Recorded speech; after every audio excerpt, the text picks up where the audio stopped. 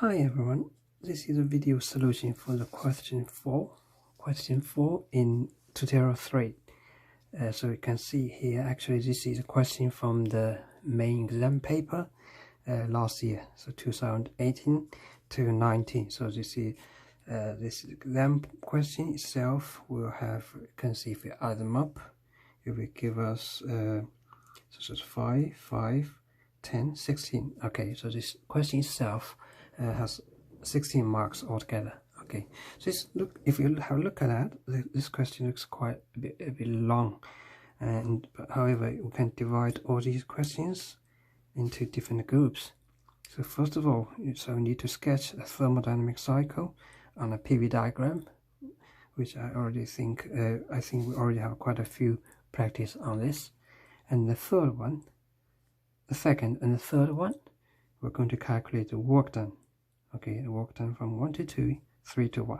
Okay, so these two, we're going to use the work done, the formula in the formula sheet to calculate these two. And for the following three questions, they're quite similar. We just need to calculate the heat transfer: 1 to 2, 3 to 1, 2 to 3. So all three processes we need to calculate them, the heat transfer. So here we need to go into use the first law of thermodynamics to calculate these three. Okay. So let's have a look at how to sketch the thermodynamic cycle on the PV diagram. Okay. So again, I'm going to use the template we have used a lot of times now to sketch this cycle on a PV diagram. So first of all, I'm going to plot a PV. Okay, P here, and the pressure, the unit, we're using a lot of times the unit as a unit of bar, and you have volume here, which is cubic meter. Okay, so now I'm going to plot that template. See it just as if we're plotting a smaller XY axis. Okay, one vertical, one horizontal, and then I'm going to connect them, use a curved one. Okay, so this is a template I mentioned quite a few times now. So now we're going to, according to the question here, so we need to find out all these numbers and the direction of the process as well. Okay, so first of all, the first one, 1 to 2. Is isobaric. So what does isobaric mean to you? So that's constant pressure. Okay, constant pressure, we have pressure y-axis, so constant pressure has to be x-axis, has to be horizontal. It's because along this curve, along this line actually, all the pressure has the same value. So this is what we call isobaric compression. Okay, so as I said, we might have a arrow pointing to the right for the isobaric compression, or the process can go to the left. However, we know some information here. So V1 is 8 and V2 is 4. So you can see here 1 is on the right hand side of 2. That's because V1 is higher than V2. Okay, so 1 has to be here and the 2 has to be here. Okay, this is because for 1 we have 8 cubic meter, and for 2 we have 4 cubic meter.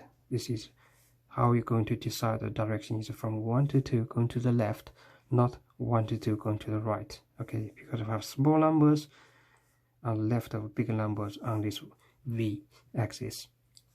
And as actually you can also double check by the second process. That's because second process is 2 to 3, which is isometric process. So 2 is here, 3 is here. Okay, then we get isometric process, which is vertical one. If we have 2 here, 2 to 3 will be the curved one, which is not isometric process. Okay, so you can just use all three processes here to double check all of them are correct.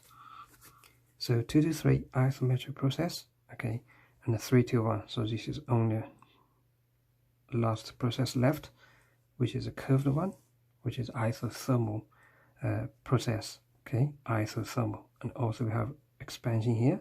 Double check that expansion. So from 3 to 1, the pressure is decreasing, the volume is getting higher from 3 to 1.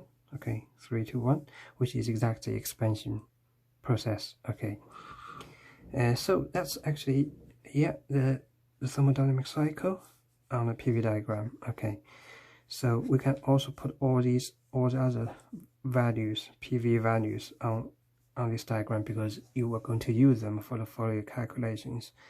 So we have V1, V2 already on here. We have P1 and P2 are the same. So we have P1, P2, we have the same, it's 2.5 bar. Okay, and we have PV is equal to constant, so that applies to this isothermal press only, which is from 3 to 1. Okay, so when you're going to write PV equals constant, we need to think about end starting point, end point. So we're going to put P3 V3 is equal to P1 V1 here. Okay, so we're going to use this one to calculate the unknown value. You can see here, normally in this question we have 1, 2, 3 values, but we don't know the fourth value, which is pressure of the number 3 pressure. We don't know that. Okay, so this is what we can calculate by using the PV is equal to constant to get P3. So now we're going to calculate that. P3 times V3. Okay, V3 is same as V2. So the 4 is actually V2 is equal to V3 to 4. So P3 times V3, which is 4 cubic meter, equals P1 times V1. So 1 is here, P1 2.5 times V1, which is 8. Okay, so you can see 8 is 2 times 4, so P3 has to be 2 times 2.5. So this is an easy way. P3 is equal to 5 bar.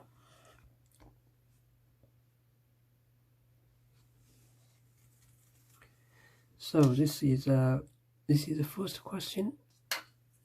So we're going to sketch a thermodynamic cycle on a PV diagram. Okay, and then we find out.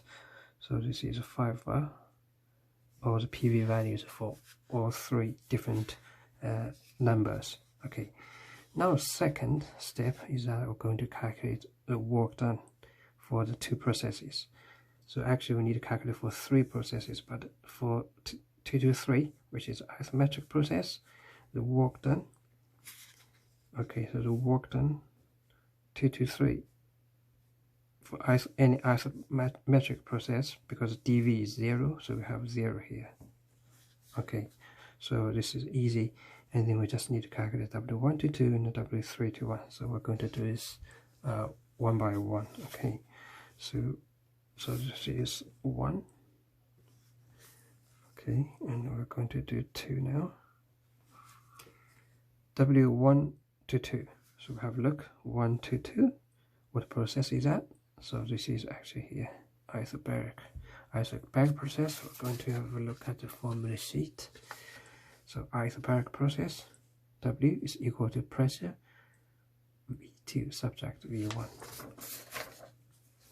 So we have work here 1 to 2, which is pressure P1 V2 subtract V1.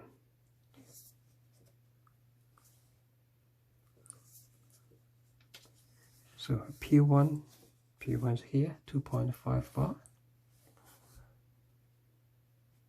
So this is bar, we need to convert it to Pascal, times V2 is here. Okay, so this is why this diagram is very useful for you to do all these following calculations.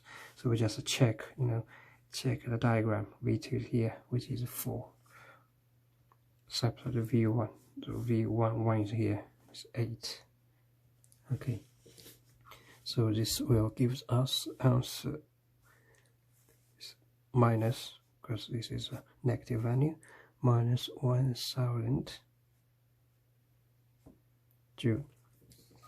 This is because we're using SI base unit for each term, P, and for V. So this will gives us the SI base unit for W, which is a joule as well. As you can see, this is a very long number, so you probably would like to convert this to kilojoule.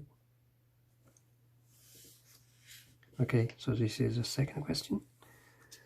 For the third question, the work done. So the work done during 3 to 1, which is an isothermal process. So for isothermal process, we're going to use that equation, okay? And again, be careful. So 2, end state, 2 here. So end state on the top.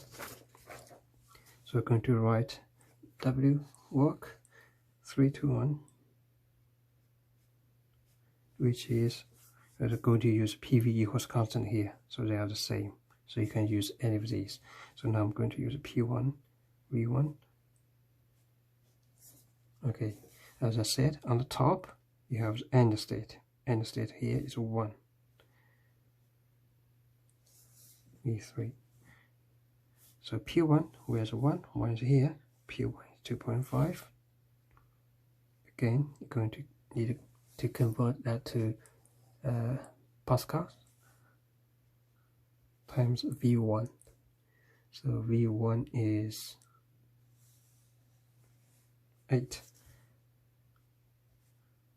Ln V1 is 8 over V3, 4.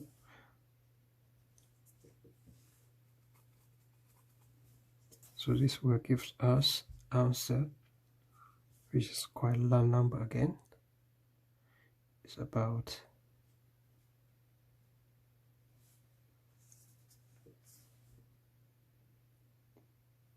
joule. Okay. And I'm going to convert that to kilojoule as well, by divided by 1000 kilojoule. So by now we have solved the second and the third one. So now we need to calculate all the heat transfer now. Heat transfer Q1, 1 to 2, 3 to 1, 2 to 3. Okay, so we just need to calculate them one by one. So this is the first one. So if we have a look at the formula sheet again, we have the first law of thermodynamics in closed system for process. So this is actually for any process, which means that we can write this equation for all the processes in that cycle by just changing, changing the subscript here. Okay, so we're going to write it one by one. The first one, Q1 to 2. So Q1 to 2, so W1 to 2 is equal to U. So we're going to use end state, subject initial state. Okay, so if I have a look at the question here, all the information about U's, okay, U2, U1, so you can see that they're all in lowercase, and from the unit you can see they're in kilojoule per kilogram. So all these are specific values. So in this equation we actually got capital letters, so we need to convert that to M, U2, subject U1. So we have Q, so we just move W over to the right. W 1 to 2 add M, so M U2 subject U1. Okay, so to calculate the Q we need information about the difference between U2 and U1. If we have a look at it in the question, so we know the difference between U3 and U2, and we also know U1 is equal to U3. We'll just write these two down to see if how can we make use of these. So U3 subject U2 is 24. Okay, so if we compare these, okay, so we need to use another, which is U1 is equal to U3. So we can replace U3 with U1. So this is lowercase as well. Okay, U1 subject U2 is equal to 24. So what we actually need is U2 subject U1, and this is U1 subject U2. So we can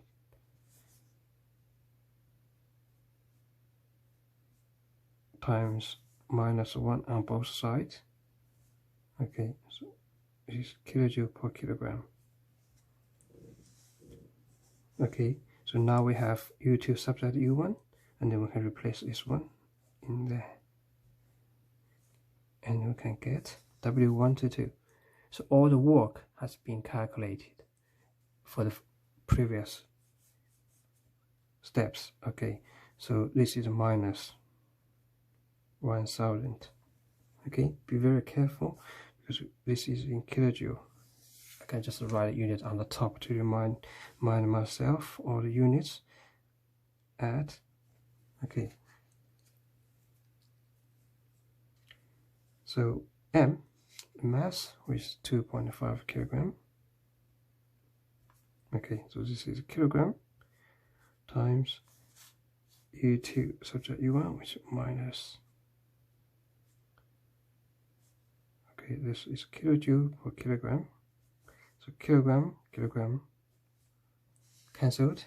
So we have here kilojoule, so they can add them together. So you don't need to do any conversion. Okay, so if we calculate that, this will give us, so this is actually minus 60. So finally we get 1060 kilojoule. Okay, so that's for Q1 to 2. So similarly, very similarly, I would say we're going to calculate the 3 to 1. Okay, 3 to 1. So we just write that again, 3 to 1. As I said, be very careful about all these subscripts here.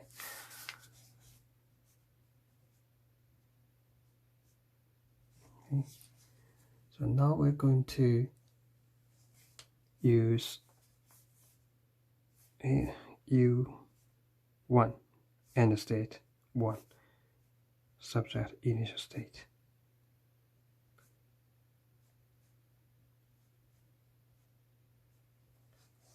So U1 and U3, they're actually the same. So this is 0. So that Q3 to 1 is equal to W3 to 1. And the W3 to 1 has been calculated here. Okay, so they have got the same value, 3 to 1. So that's for Q3 to 1. That's a bit easy. And finally, we have got 2 to 3. Okay, 2 to 3. And again, we just write the first law by using just a change in the subscripts here. End state, certain initial state. Okay, I'm going to write M here, U3 subject U2. Okay, the mass 2.5 kilogram times U3 subject U2. U3 subject U2, which has been given actually, so that's 24.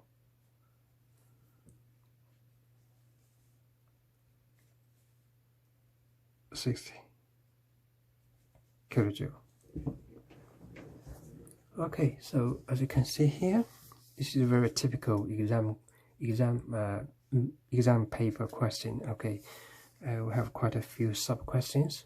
As I said, we can divide them into different groups. So the first one, going to plot PV diagram like that. Second, third, you're going to use work how to calculate the work during each process using the formula sheet. And for these three, you are going to apply the first law of thermodynamics by just writing, them in different form using the correct subscripts and making use of the information about the internal energy here to find out all the solutions for this kind of exam question. Okay, so that's for question 4.